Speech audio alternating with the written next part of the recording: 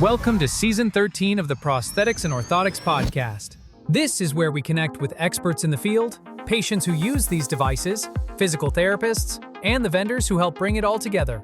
Our mission remains the same: to share stories, tips, and insights that help improve patient outcomes. Tune in and join the conversation. We're glad you're here and hope it's the highlight of your day. Hello, everyone. My name is Joris Peels, and welcome to another episode of the Prosthetics and Orthotics Podcast with Brent Wright. How you doing, Brent? Hey, I'm doing well, Joris. We have some news today, though. Okay.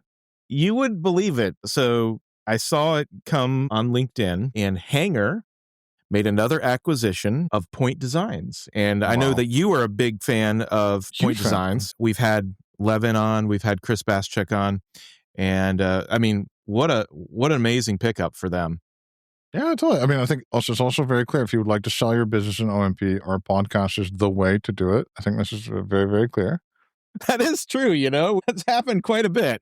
They've bought about 5% of the companies that come on the show or get bought. So that's, I love Point Designs. I think it's a great product. I think it's a great 3D printed product as well. And it uses multiple technologies, multiple ways to make just a better experience. Something that, looks really simple, but is super not simple. So yeah, it's beautiful, and a beautiful financial thing for them. And again, it's a Hanger marches on into becoming kind of like a full service, the everything store for OMP, right?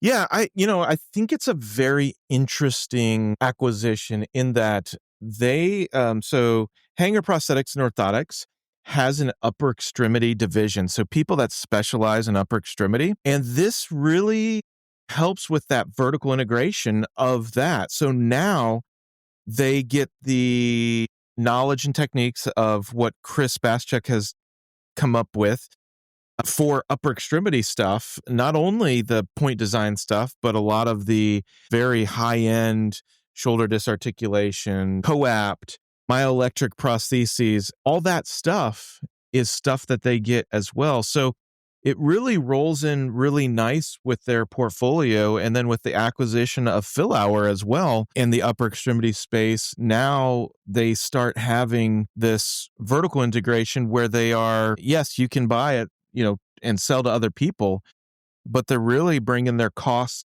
of goods down per piece because they're doing this all internally. So I think it's a super smart move. Point Designs also has just an amazing human talent pool, which, as we know with additive manufacturing, that yes, you can have the machines, but if you don't have the humans behind it, that's a problem. And so I think it's a good thing. Yeah. Cool, man. Good. And again, we think they're going to just keep this product, maybe even grow this product line, right? So it's going to be like internal stuff, like you mentioned, but also they're going to just keep selling us to other people, right? We think that's the strategy that makes the most sense, right? I would think so. Yeah. So I think not only continuing to build this, there's a bunch of L codes coming down the pike and L codes is how people bill insurance. And so Medicare actually is starting to say, yes, there are some things that we're missing specifically around partial hand prostheses. And so I think they are also seeing the writing on the wall that these things are going to start getting paid for by Medicare. And so it's just a really good move overall. And when you have smart people like Chris and Levin and the his name's escaping me now, the one that did the metal fingers, the original design, they also have other ideas, and they probably been capital constrained by keeping those other ideas to market. And now that's not the case.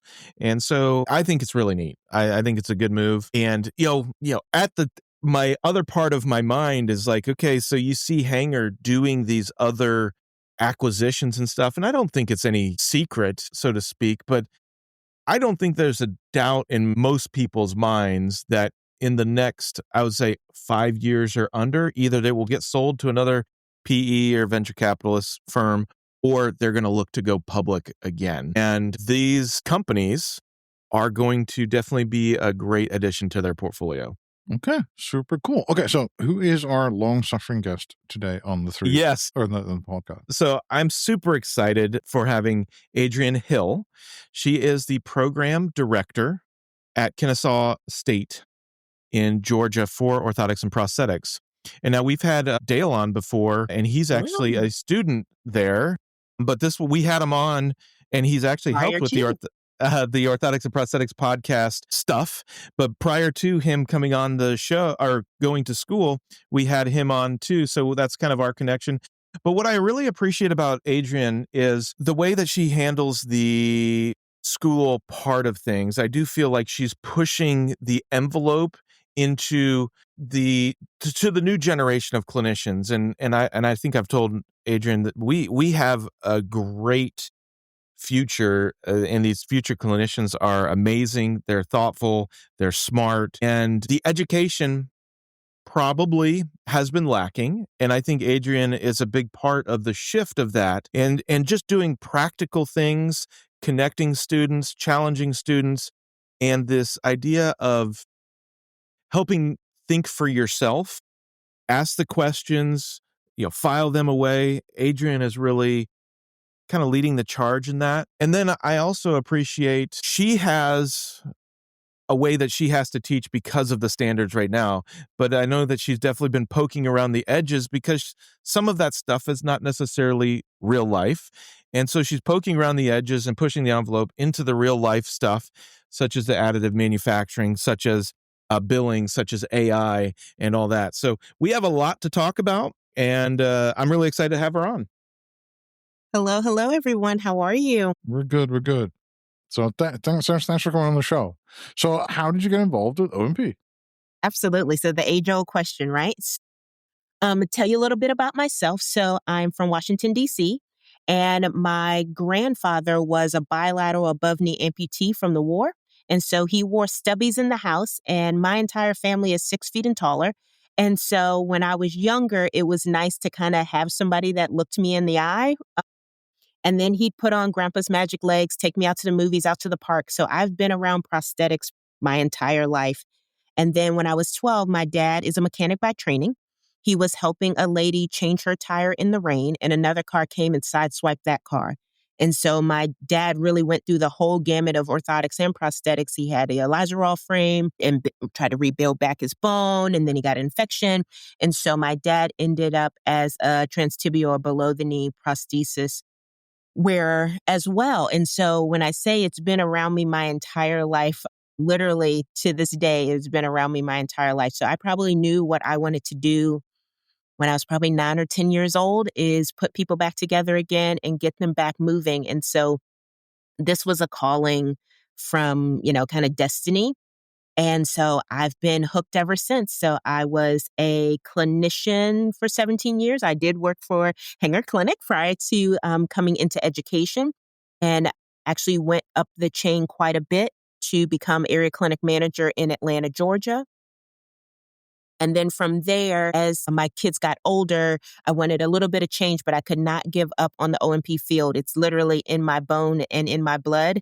And so the transition into education, when the Georgia Tech program shuttered and the Kennesaw State University program opened, it was just right up my alley. Literally in my backyard, I live very close to campus. And so it was just a smooth transition. And I wanted to bring clinical care to education. Even though it's there through residencies or integrated programs, I wanted to bring it in a different way.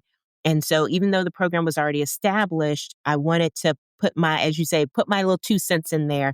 And that is where I've been. And it has been a whirlwind experience, and I've loved every minute of it.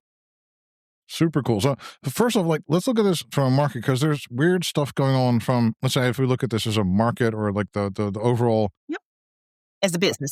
The overall as a business of educating people, right? Because now people are talking about masters or not masters. Some schools are offering it. Some schools are offering it very, very different ways. It's a very different landscape than, I don't know, like an English degree or something like that. You know what I mean? Absolutely. So how is this changing at the moment?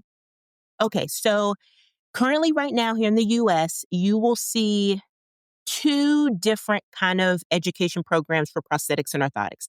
Now, at this day and time, all of the prosthetic and orthotic education is master's degree for clinicians. So the assistants is still associate's and bachelor's degree, but for a clinician, if you want to be a full certified prosthetist orthotist, that is a master's degree. but you have two styles of master's degrees. You have a traditionally, or technically 3 styles of master's programs.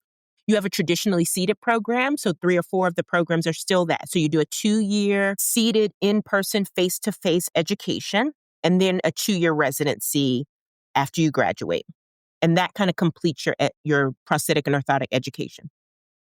Then there is a kind of online component or like a hybrid programs. There are several of those as well. You'll do kind of 6 months on campus, 6 months online, but there's still kind of a traditionally seated program if you think about like the Northwestern program or the Concordia program. Online, go on campus for a little bit, learn all the fundamentals, get your hands dirty, and then still have to do a 2-year or 18-month to 2-year residency post education. And so you're still at that 4-year mark.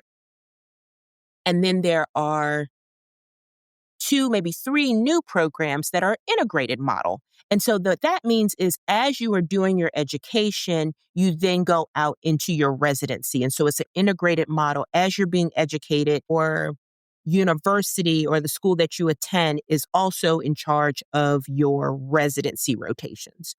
And so then with that, it could be a 3 or 4-year, I think it's a 3-year program. Don't quote me on that, but I believe it's a 3-year program, maybe 4. And then you're coming out as board eligible versus once you receive your master's degree, you're going into your residency. So 3 different paths, but it kind of meets the understanding of what certain students need.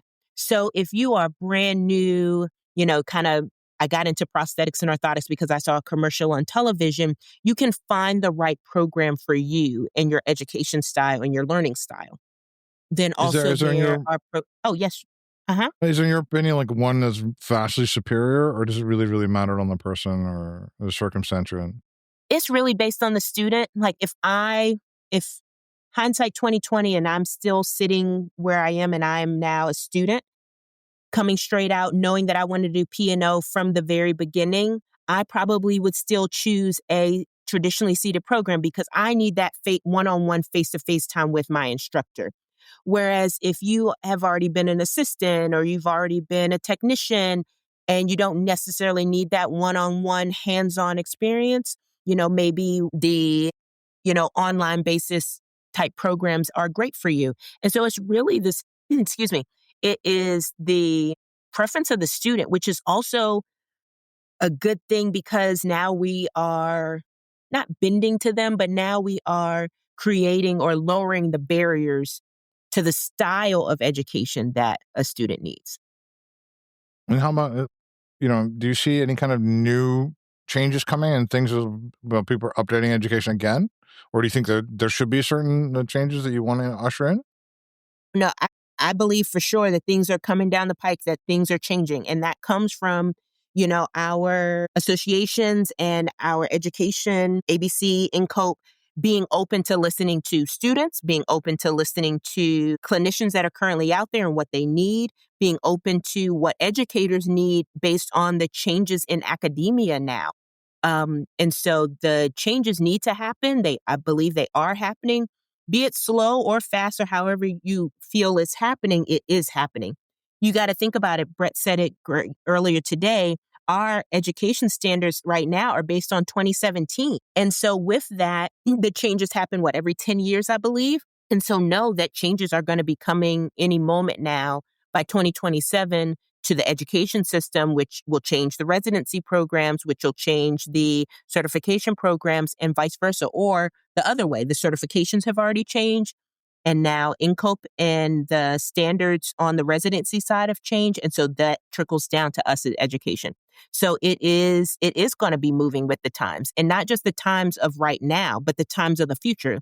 So not just thinking about what's happening in 2025, what's happening additive manufacturing, what's happening in clinics, what's happening everywhere. We've got to create that change now so that 10 years from now, when the next set of standards, we're already making those changes. And is there like a way, because we keep mentioning this idea of having a more practical kind of classes, or more kind of like a internship kind of based classes or something. Absolutely. Is there a way to, do the technician thing, or like just shortening it? Because like college is so expensive in America that I think it'd be tempting to have more of the practical stuff in work and then have a like 1-year master's or something like, you know what I mean? Or something like that. So it's a catch-22, right? So I'm here at Kennesaw State University and we have a 48 credit hour program, but we still have to be able to teach the students everything that they need.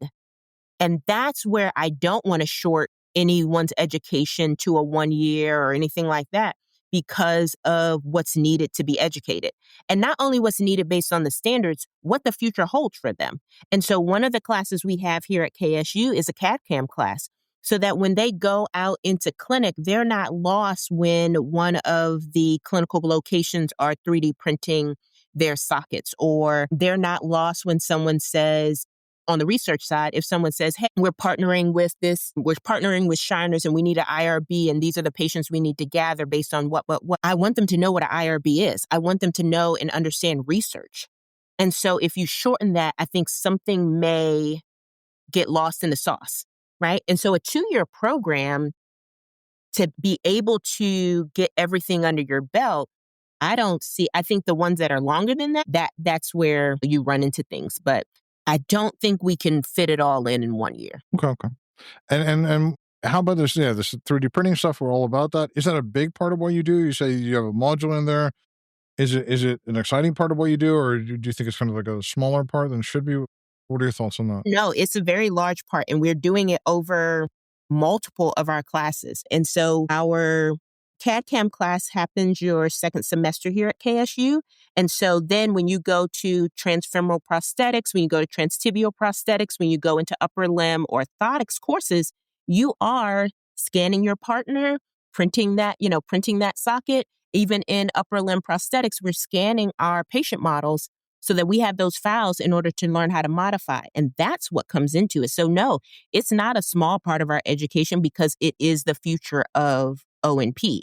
And so we can't cut our nose off to spite our face. We've got to teach it right here in the school so that they understand scanning, they understand 3D printing, they know what a Purist printer or a Bamboo printer is on the smaller scale, what slicing is, all of those things. And so if you get the basics in them in the student, even an older student that's coming back and they were already a technician or they've already were an assistant and didn't get that education from their general courses from undergrad, now you're giving them an extra stepping stone. And that's how it should be, especially on the master's level. Okay, cool. And you find is it difficult to educate people on 3D printing, or is it just like, kids know more and more these days, and it's actually becoming easier and easier as we go along?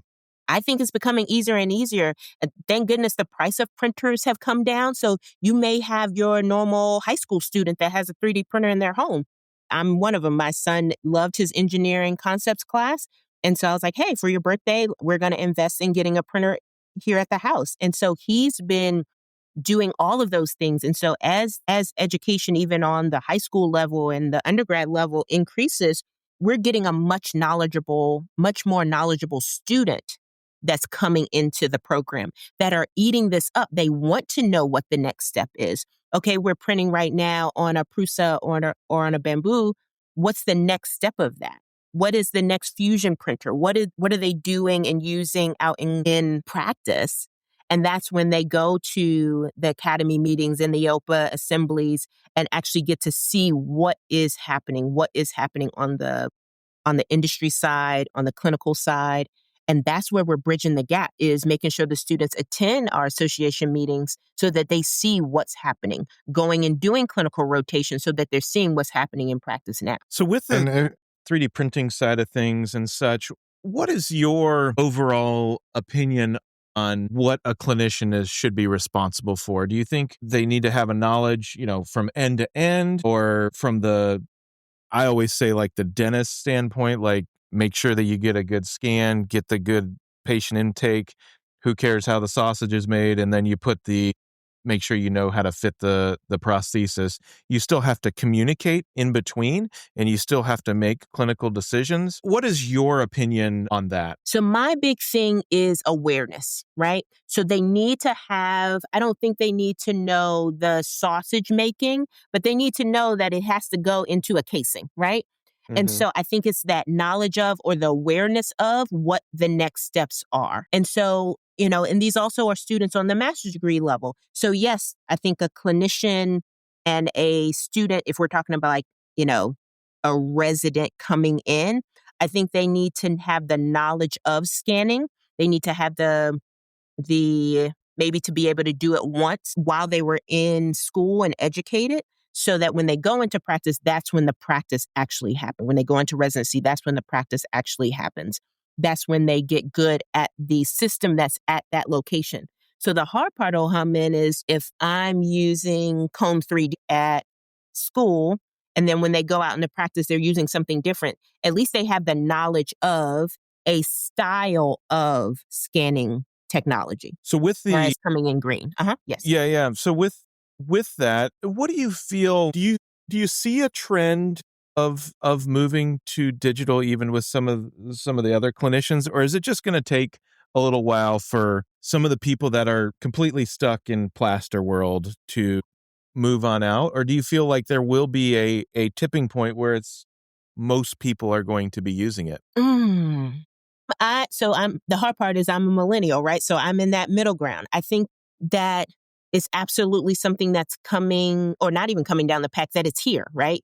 And I see more and more clinicians scanning every time I go into a clinic. And now I'm talking about 3 years ago when I was in clinic, I would say 60% of our prosthetics was scanned.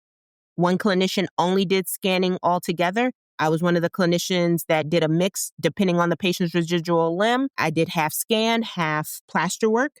And then there are others that are still dealing in all plaster.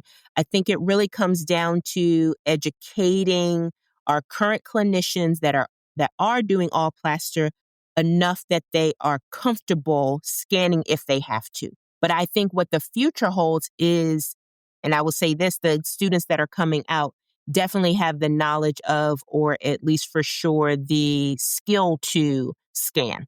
Yeah. Versus before it was plaster, plaster, plaster. You watch someone else scan. I'm talking about everyone has either picked up their own cell phone or in class been able to scan. And I also wanted to know a little bit more, I'm pretty sure that I've heard you speak on some of the mental health side, mental well-being, not work-life balance, because I don't know that I'd necessarily Yes, agree no with such that thing. that statement, that messaging or what have you, but more taking care of yourself. So historically, I mean, you've been around long enough, and you probably remember those days too, where you come in early, you do your modifications, you do all your stuff, and then after you see all your patients in the office, you go, and that's when you do all the That's skilled when you have nursing to facilities fabricate and and do such, all and everything. And fabricate. we Yeah, still know. Yep, and we still had paper charts. So yes, so that's not right. only couldn't just take your laptop home, you had to sit there and write out all of those paper charts. Absolutely.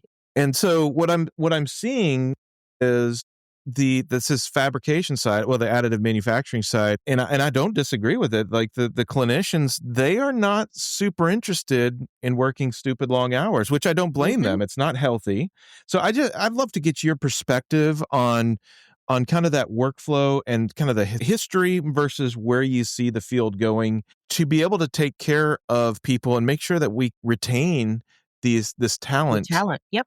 in coming into O&P. Absolutely. So I think as people retire out, I think you will see younger managers and younger area clinic managers that understand that balance, or understand that, hey, the new clinician may want 4 tens.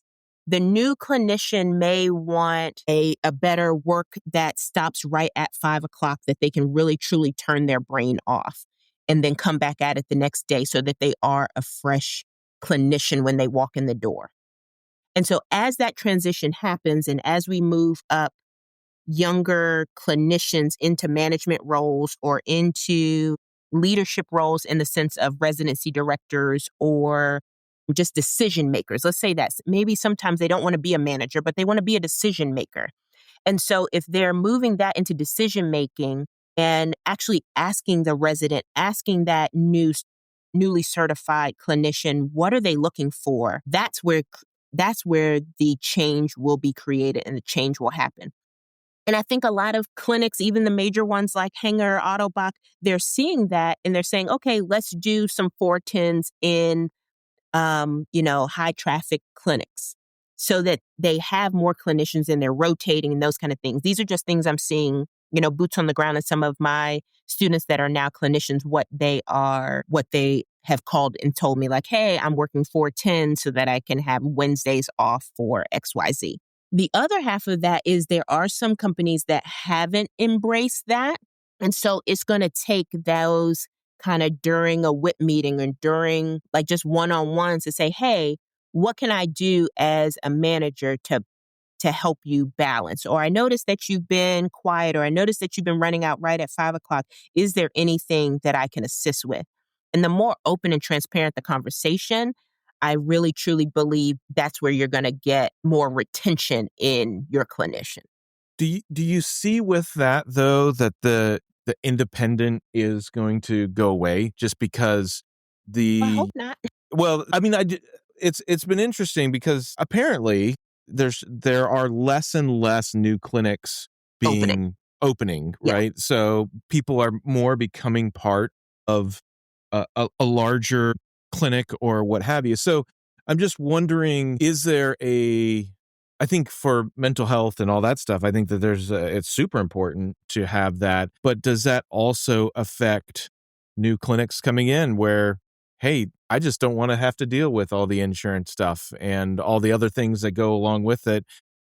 I'm not even going to consider opening one. And I've even seen to the point of like, I actually just want to be a clinician. I don't even want to manage people. And so like that aspect is going to be changing over the next few years. I think so I see it both ways. I have had some students that say, hey, my future is opening my own clinic. I'm getting my feet wet as a clinician here. And eventually either I'm going to buy out my boss or I'm going to open my clinic.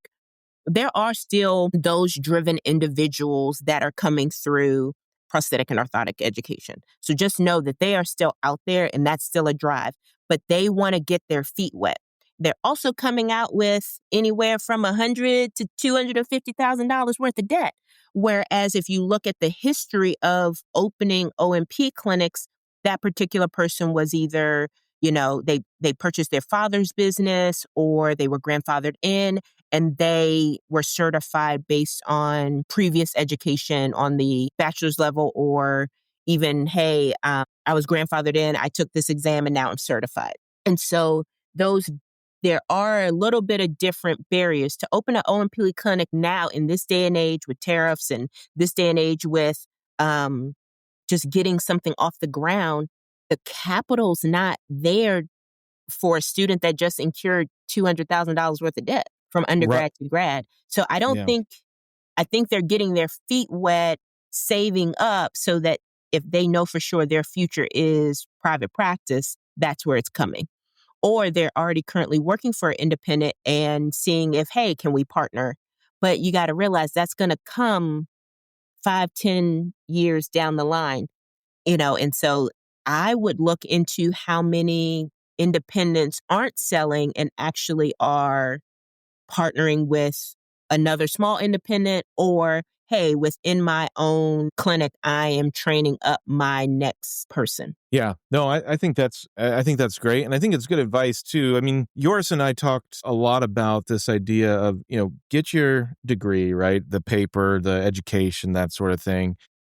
But the real learning will come, or the real learning, real life stuff will come, and really immerse yourself to get good at the craft. And once you do that, those opportunities, you can go a corporate route or you could go an independent route, but they open up, and at least you know what you're getting yourself into. So, I'll use myself. I'll throw myself under the bus. When I was, and you haven't heard this story. So when I was a technician before, and I met a person, and he had known that I wanted to be an O&P for a long time. And so he said, hey, once you finish, I want you to come work for me after your residency and you can buy out my business. And I just thought I was going to be amazing, So it was like, so I did that. And it's hard. Like, this is a lot of stress. I'm just out of school. I'm trying to learn. I'm also trying to manage a business, trying to figure out how I'm going to get myself paid.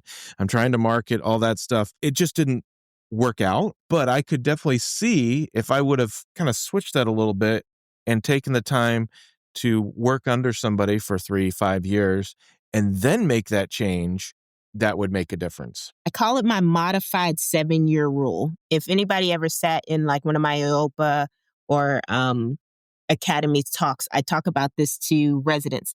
What's going to happen is, and Brett, you're a perfect example of what happened, is at 5 years, so you did your education, you did your residency, and now you're working. 3 years, you're going to want more responsibility.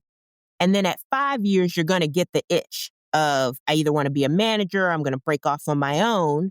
But it's just an itch. It's not actually a dream yet, or it's not actually a reality yet that you feel like, hey, my hands are really good. I feel like I know enough to open up my own clinic. And so at 7 years, I think you become a manager, right? Like you really say, like, I have enough that I can make, trans-tib, trans-fem with my eyes closed. I feel comfortable. My hands feel really good. Now I can jump into management and feel comfortable taking on another task. And then be in management, you'll get that itch at 3 years. Then at 5 years, you're going to feel really good. And then the question comes, okay, at that 7-year mark, am I going into corporate or am I branching off and opening my business? And so though I always call it like the modified 7-year itch or 7-year rule, because you're going to get that itch. Not everybody, majority of people do.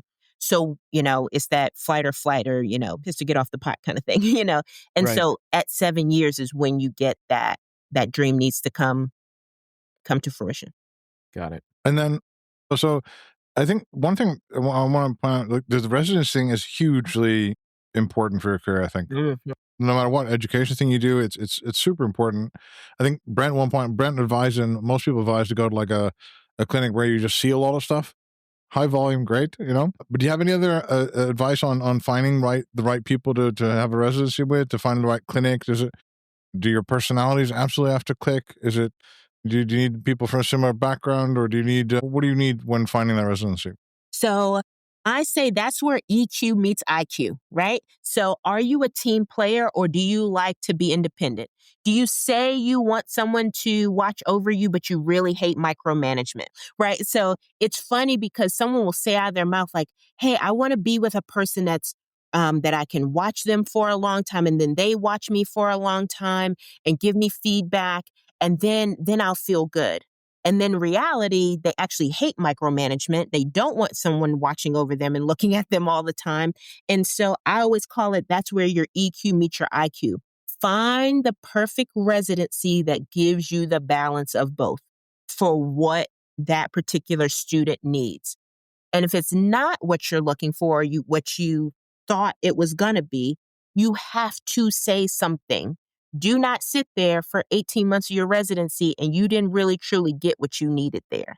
And so you have to say something. So if initially when you're in school, and this is my recommendation to my students here at KSU, is, hey, if you say you want to go to XYZ location over Thanksgiving break, over Christmas break, over spring break, I need you to go to those locations so that you actually spend longer than just a day there, right? Spend 2 full weeks there and find out, do you like the team that's there?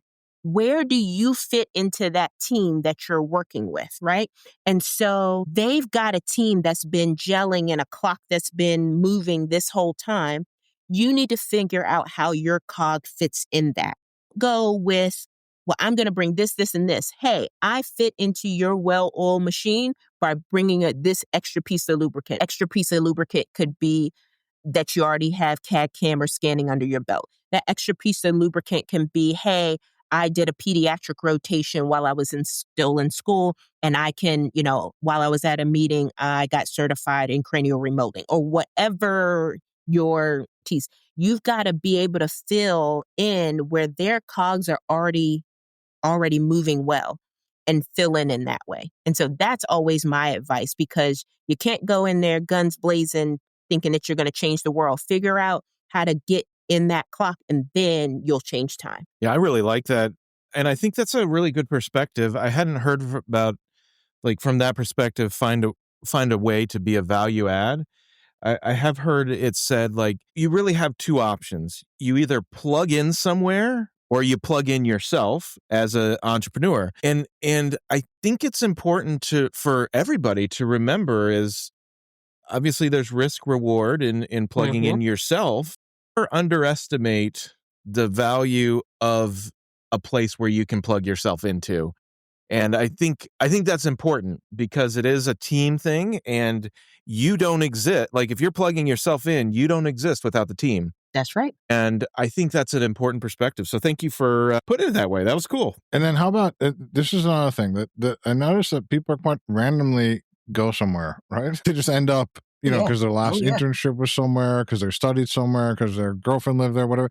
It seems that there's huge differences between the North, the big cities, smaller towns. There could be places that are super underserved, like, but people kind of seem to just be like, "Oh, I feel comfortable in this town," kind of like, but you want to open a business, you're going to go into debt for this. Come on, let's are there more sensible ways to kind of figure out that your due diligence, right? Yeah, the more sensible ways. So the hard part you run into is the family dynamic that you literally just spoke on, right?